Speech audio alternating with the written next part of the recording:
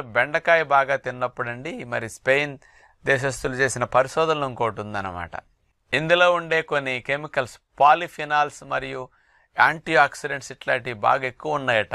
వీటి వల్ల ఏమవుతుందంటే మెదడులో కణజాలం ఏవైతే ఉన్నాయో ఇవి ఆక్సిడైజేషన్ అంటే ఆక్సీకరణం చెంది దెబ్బతినకుండా మెదడు కణాలని రక్షించడానికి, అవి అనారోగ్యానికి గురవ్వకుండా కాస్త ఎక్కువ కాలం జీవించటానికి బెండకాయలో ఉండే ఈ కెమికల్స్ ఎక్కువ ఉండటం ఒక కారణం. దీని ద్వారా జ్ఞాపక శక్తి పెరగటానికి, ఆలోచన శక్తి బాగా పనిచేయటానికి ఇట్లాంటివి బాగా ఎక్కువగా బెండకాయ వల్ల లాభాలు స్పెషల్గా దీనికి మెదడుకు బాగా పనికొస్తున్నది.